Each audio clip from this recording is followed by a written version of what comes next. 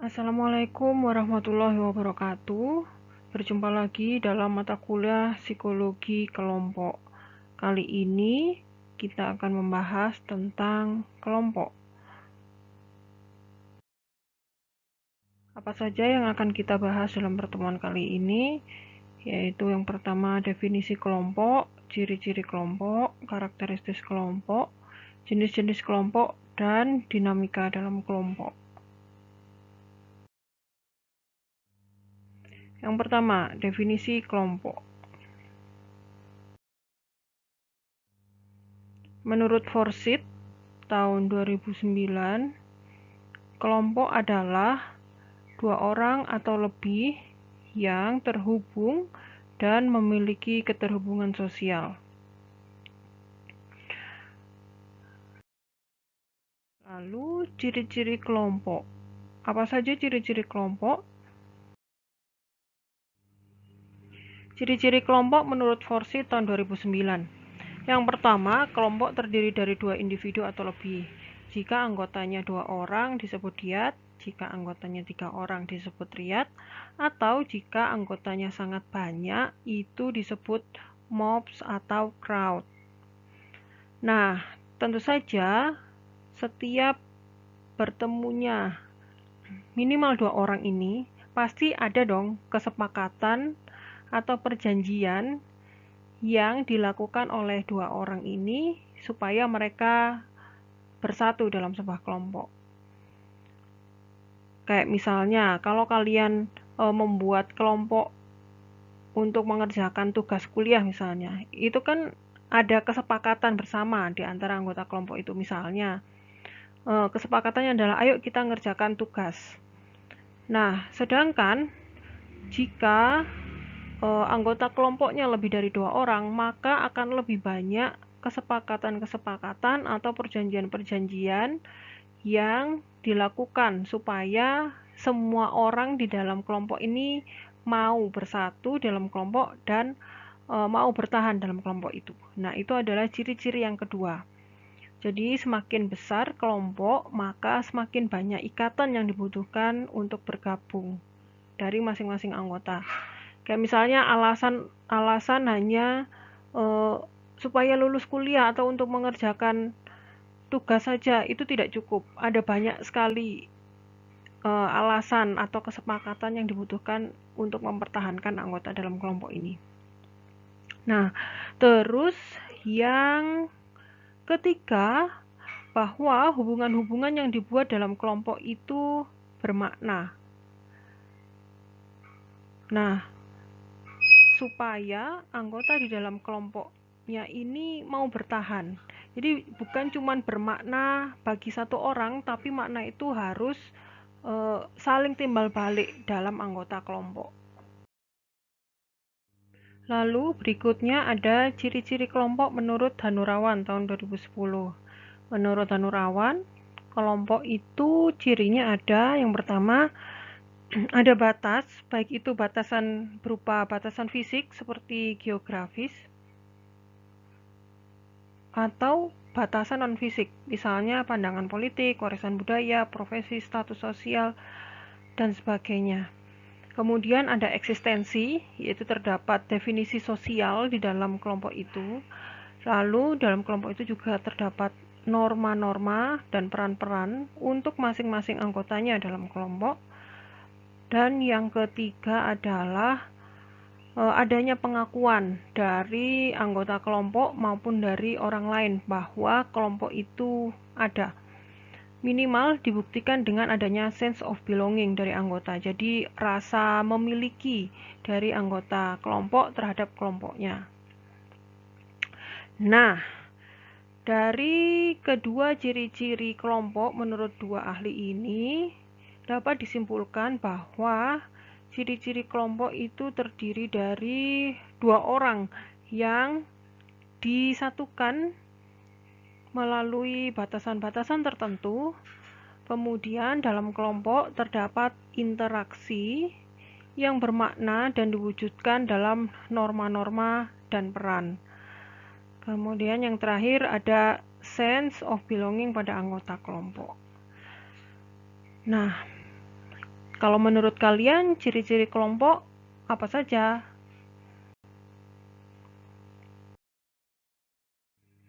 Berikutnya, tentang karakteristik kelompok. Kelompok dikarakteristikan berdasarkan 5 hal ini. Yang pertama, interaction. Interaction itu dalam kelompok membentuk, mengatur, dan mempertahankan interaksi antar anggota kelompoknya. Bisa itu interaksinya itu berupa interaksi secara sosial atau interaksi yang sifatnya formal. Di sini disebutkan sebagai task interaction. Interaksi secara sosial tentu saja seperti kalian membuat kelompok pertemanan atau kelompok arisan dan sebagainya. Sedangkan task interaction itu contohnya seperti kelompok-kelompok yang sifatnya lebih formal, misalnya kelompok mengerjakan tugas, kelompok pekerjaan, dan sebagainya. Kemudian berikutnya ada goals. Goals dalam kelompok itu memiliki fungsi instrumental, yaitu fasilitasi pencapaian tujuan yang disepakati oleh anggota kelompok. Jadi setiap kelompok, tadi kan disebutkan kalau ciri-ciri kelompok itu ada norma dan peran. Nah, norma dan peran ini digunakan untuk mencapai tujuan yang telah disepakati oleh anggota kelompok. Kemudian, karakteristik yang ketiga adanya interdependence. Interdependence itu menunjukkan bahwa anggota kelompok tergantung pada anggota lainnya, sehingga mereka saling dipengaruhi dan mempengaruhi perilakunya antar anggota. Karena dalam sebuah kelompok itu ya, interaksi di dalamnya itu kan bertujuan untuk mencapai cita-cita bersama, sehingga interaksi di dalamnya itu saling bergantung untuk mencapai cita-cita bersama itu. Kemudian ciri yang keempat adanya struktur. Dalam kelompok diatur melalui hubungan peran dan norma yang muncul dalam relasi antar anggota. Nah, meskipun kelompok itu bukan kelompok yang formal, tetap saja di dalam anggota kelompok itu pasti memiliki norma-norma dan peran-peran. Coba deh kalian ingat-ingat ketika kalian punya geng waktu SMA atau waktu kuliah ini sebelum pandemi. Kan masih bisa berkumpul. Nah, ketika kalian berkumpul dengan kelompok temanmu itu, pasti ada dong orang-orang yang berperan sebagai yang paling serius, sehingga selalu mengingatkan rek tugas. Nah, ada yang berperan sebagai clown of the group. Dia sukanya bercanda aja, selalu menghidupkan suasana. Atau ada juga yang berperan sebagai penyedia akomodasi, misalnya rek gak luwe ya rek, kalian nggak lapar, nggak mau jajan, nggak mau makan, nah kayak gitu, ayo kita jajan, ayo aku traktir, nah kayak gitulah. Jadi selalu ada peran-peran di dalam sebuah kelompok, apalagi jika kelompok itu sifatnya kelompok yang formal. Peran dan normanya itu sifatnya saklek dan sudah diatur melalui aturan-aturan tertulis misalnya. Dan yang terakhir karakteristiknya adalah unity. Unity itu adalah kelompok sebagai pengaturan sosial kohesif dari individu yang dianggap satu secara keseluruhan. Di dalamnya unity ini ada kohesivitas kelompok dan entitativity. Jadi di dalam kelompok itu anggota-anggotanya merasa terikat satu sama lain dan merasa bahwa mereka sebagai suatu hal yang satu. Jadi ketika ada salah satu anggota yang disakiti misalnya, atau gagal atau tidak bisa mencapai target atau tidak sesuai dengan norma, maka anggota yang lainnya itu merasa perlu untuk membantu atau mengembalikan agar kelompok ini berjalan sesuai dengan tujuan awalnya. Demikian. Kemudian ada jenis-jenis kelompok. Yang pertama ada primary group. Kelompok ini biasanya ukurannya kecil dan interaksinya berlangsung dalam jangka waktu lama. Kelompok ini dikarakteristikkan dengan interaksinya lebih banyak berupa pertemuan langsung atau face-to-face interaction, dan kohesivitasnya itu tinggi, solidaritasnya juga tinggi, lalu anggota di dalamnya itu mengidentifikasikan dirinya pada kelompok ini. Misalnya kelompok sahabat keluarga, geng, atau ini kelompok militer. Kemudian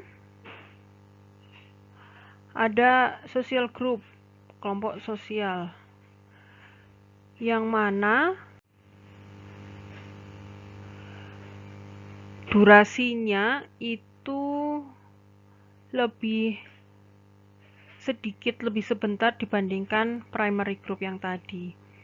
Nah, kelompoknya juga tidak terlalu besar, tapi interaksinya cenderung lebih sebentar karena grup ini muncul berdasarkan ada tujuan-tujuan tertentu, sehingga jika tujuan itu tercapai, bisa jadi kelompok itu bisa bubar, selesai. Tapi jika mereka bersepakat untuk mengextend, memperpanjang kelompok ini, itu bisa dilakukan. Di sini contohnya ada coworker, kolega kerja, kru, lalu ada kelompok ekspedisi, terus kelompok persaudaraan, klub olahraga, kelompok belajar, and task forces.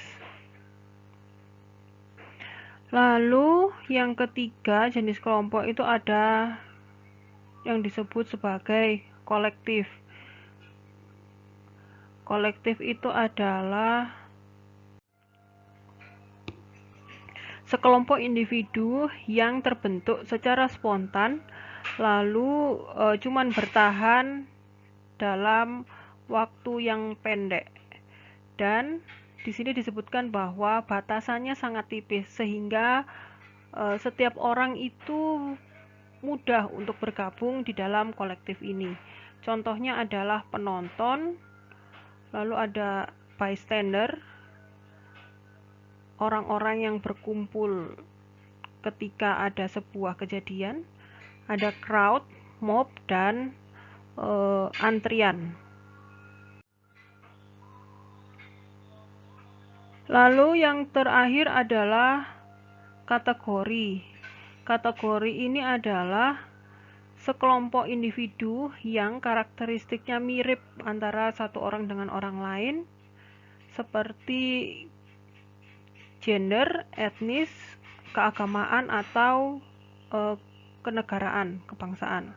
Nah, di sini ada contohnya, ada kayak Asian Amerika, atau disebut Aremania, atau kalau gender itu ada laki-laki dan perempuan, dan sebagainya. Nah, pembahasan yang terakhir adalah tentang dinamika kelompok. Dinamika kelompok ini bisa dibahas sebagai fenomena atau sebagai konsep. Nah, kalau sebagai fenomena, menurut Lewin, dinamika kelompok itu adalah ketika kelompok dan individu dalam kelompok bertindak dan bereaksi terhadap perubahan keadaan yang terjadi dalam kelompok tersebut, atau perubahan yang terjadi di luar kelompok yang mempengaruhi keberlangsungan kelompok itu. Sedangkan kalau dinamika kelompok berdasarkan konsep bisa dilihat berdasarkan definisi dari Cartwright and Zander bahwa dinamika kelompok adalah studi mengenai sifat, hukum, perkembangan, dan keterkaitan dengan individu dalam kelompok atau dengan institusi yang lebih besar. Nah, seperti yang saya bilang tadi, bagaimana interaksi di dalam kelompok itu sendiri antara individu atau bagaimana interaksi kelompok pada lingkungannya. Nah, ini terkait pada institusi yang lebih besar.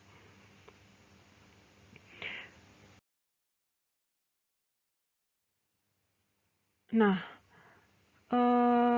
apa saja asumsi pada sebuah kelompok menurut dinamika kelompok? Ada dua asumsi utama ya. Yang pertama adalah sebuah kelompok itu nyata.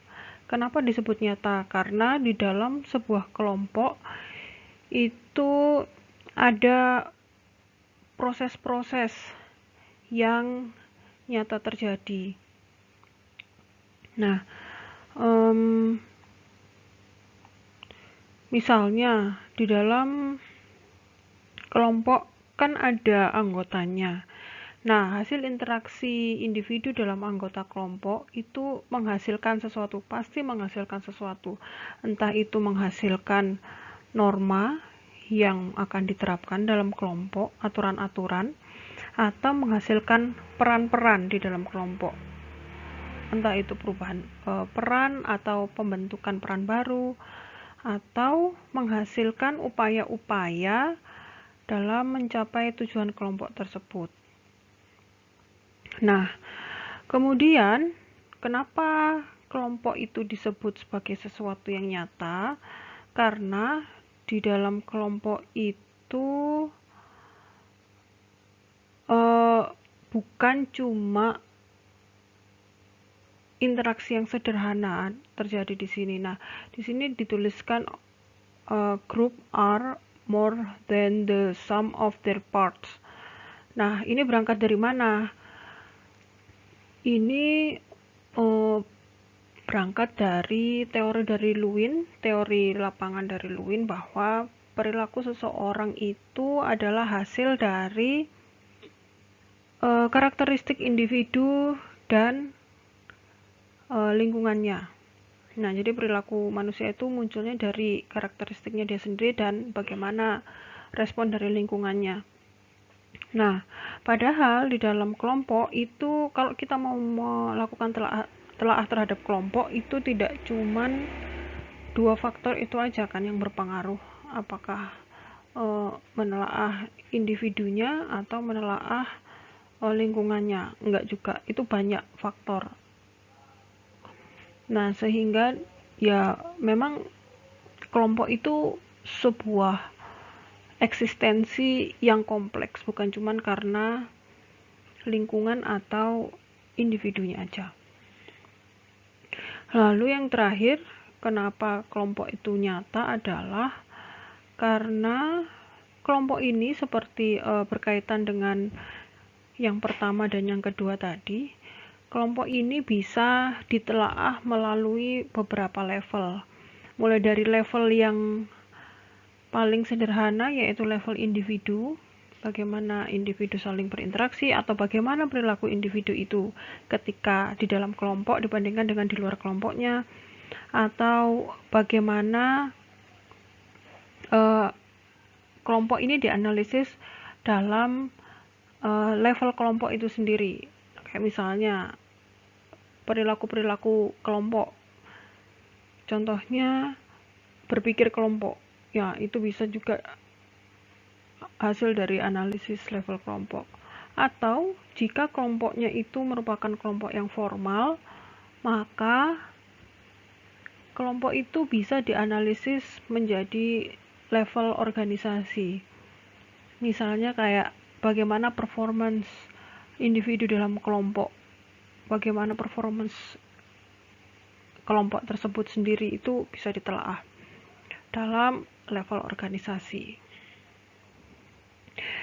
Kemudian asumsi tentang kelompok yang kedua itu adalah kelompok itu dinamis, bukan cuma nyata yang semua prosesnya itu ditemukan di dalam sebuah kelompok.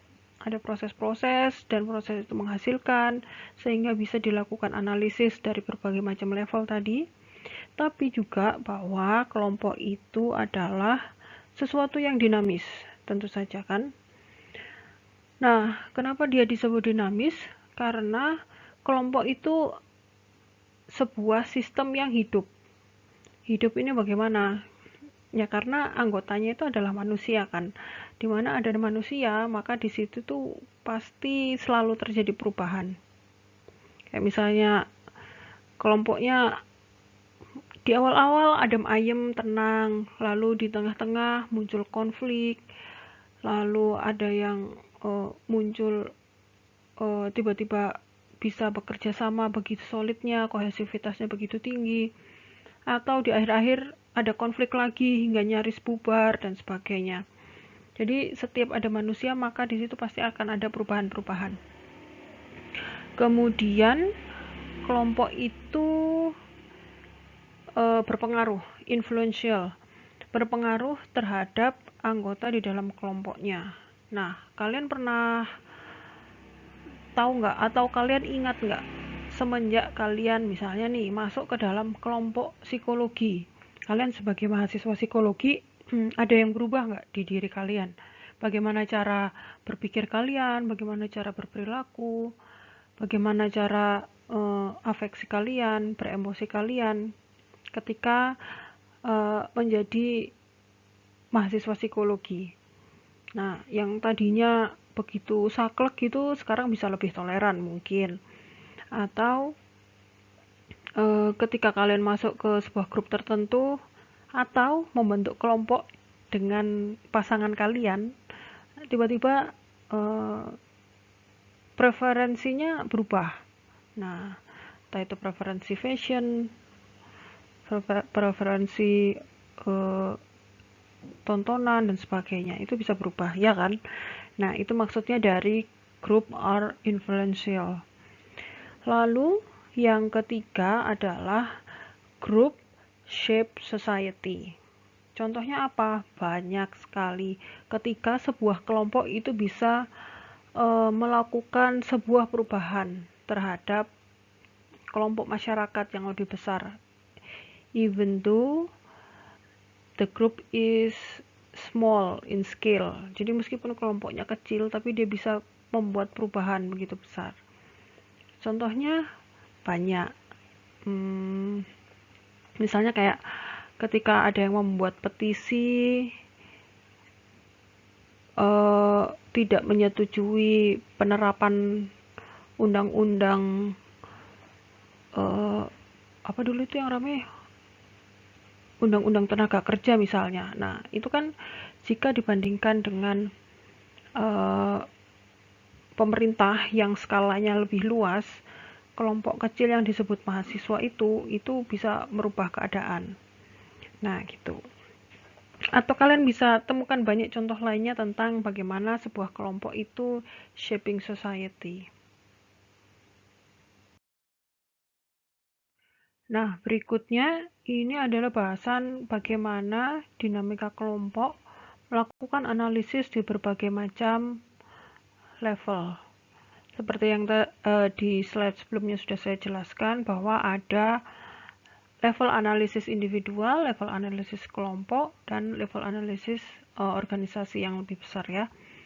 Kalau di sini level analisis individual disebut sebagai micro level factor.